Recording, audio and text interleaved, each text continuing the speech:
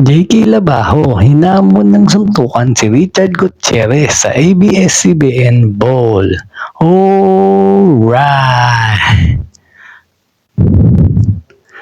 Iba't ibang bersyon na ang naglalabasan tungkol sa umano'y nangyaring insidente sa after party ng ABS-CBN Bowl 2025 last Friday, April 4. Expected na namin ang pagkalat ng kung ano-anong kwento sa sinasabing susuntukan daw ni na Daniel Padilla at Kyle Echari sa naturang event ng dahil kay Catherine Bernardo.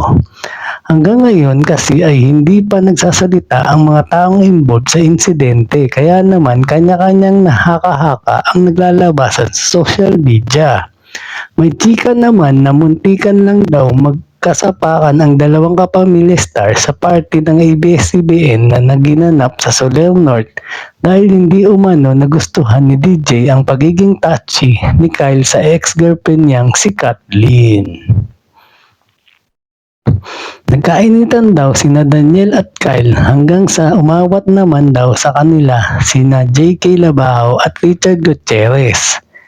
Pero iba naman ang nakarating na kwento sa veteran entertain columnist at TV radio host na si Nanay Christy Fermin hinggil sa naganap na after party ng ABS-CBN Bowl.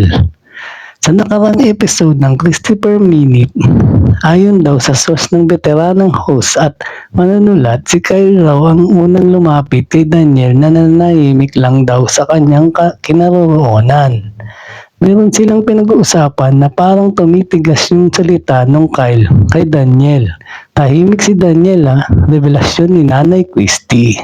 Dito na raw nadamay ang singer-songwriter at actor na si JK Labajo, pati na ang kapamilya action star na si Richard Gutierrez. May umaali-aligid si JK Labajo, si JK, panguso-nguso na para bang upakan mo na. Parang ganun meron. Ang nangyari, nakita ni Richard Gutierrez yung ginagawa ng dalawa kay Daniel na nananahimik. Anong inaasahan mo na gagawin ni Richard? Natural, awat, diba? Ang pambubuking pa ng online host. Patuloy pa ni Nanay Christy, alam mong ginawa sa kanya ni JK Labajo. Bakit ka nandito? Anong gusto mo? Ay hinamon ng suntukan ang tapang. Si Richard Gutierrez, mga kapatid, kailangan pa ba naming ilarawan sa inyo kung gaano kagaling sa action scene itong si Richard Gutierrez? Anya pa. Naawat lang daw ang mga taong involved sa insidente nang dumating na ang mga security personnel ng hotel. Pagkatapos nito, umakyat sa Skybar itaas ng Soler ang grupo ni Richard pati na si Piolo Pascual. Sumunod naman sina Kyle at JK. Ang bilis daw ng pangyayari ayon sa aking source.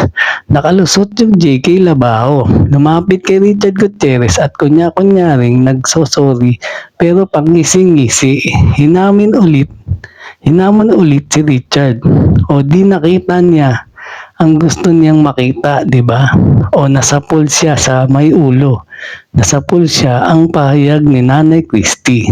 Isa pa sa nilinaw na ni Nanay Christy, hindi raw si Kathleen ang dahilan ng nangyaring insidente. Ang totoo raw, hindi hinanap ni Daniel kung nasaan si Kathleen sa naganap na ABS-CBN Bowl. Wala pa rin inilabas na official statement ng ABS-CBN at Star Magic pati na ang talent management ng mga artistang sangkot sa issue.